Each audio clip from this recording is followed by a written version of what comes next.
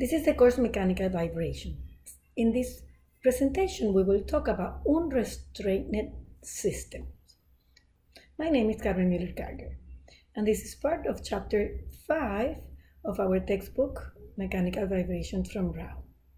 An unrestrained system, also called semi-defined system or degenerate systems, is where one of the degree of freedom is free to move, and therefore one of the natural frequencies is equals to 0.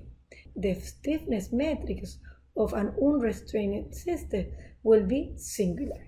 Such examples may be two railroads car masses that are coupling together and they move and they translate freely. It's like a train moving, all the cars move together and they don't vibrate within each other for that vibration mode. Or two rotors connected by a shaft with torsional stiffness. The system rotates freely unless one of the rotors gets restrained and the other will vibrate respect to the first one. Let's do the analysis of two masses connected by a spring, and they don't have any further connections to the environment.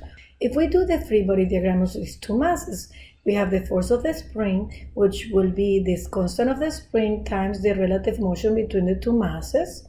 So we add forces in each of the masses, and we can put that in terms of a matrix form equation. Our matrix for the mass will be diagonal. There is no dynamic coupling between the two masses. And we have the stiffness metric is coupled, and we know that is symmetric. We know that our response has this form, therefore this is our matrix when we introduce the second derivative of the response here and the response by here, and we can get our eigenvalues by finding the determinant of this matrix. We solve about the determinant and get our characteristic polynomial, which lead us to the two eigenvalues, which are the square of the two natural frequencies. As we see, we have one natural frequency that is equals to 0, and the second natural frequency has a value. We found the two eigenvalues, and if we set up the mass 2 equals as 2 times the mass 1, which is equals to 2 times a mass m, then we can find a value for the second natural frequency. The next step is to find the eigenvectors of vibration modes. We plug in the first eigenvalue into our matrix, and we get this here, and here we see that we get two equations, and those two equations are equal. So we set up the first amplitude equals to 1, and we find the relationship between the two amplitudes of two masses in the first vibration mode. We do the same for the second eigenvalue. We input it in the matrix and we get these two equations. Those two equations are equal, so therefore we only can find a relationship between the two, and we find this eigenvector, which is the second mode. The first mode means that they move together the same amplitude and in the same direction, and the second mode means that when mass 1 move 1 unit, the second mass move half that unit in the opposite direction. This allows us to construct the modal metrics, which each eigenvector becomes one column of the matrix.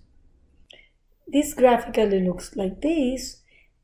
For the first mode, there is no vibration, and the two masses move as a rigid body in the same direction and the same amplitude.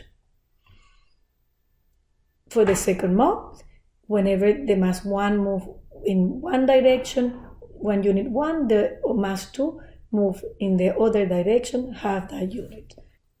The free response have this form, and we have to find A1, B1, A2, and B2 using the initial conditions. Since we have that the frequency 1 is equals to 0, this cosine becomes 1 and this sine becomes 0. Therefore, the first vibration mode will be a constant. With the second mode of vibration, which is this one right here, we have that whenever the first mass moves in one unit, the other one moves in the opposite direction. So this looks graphically like that.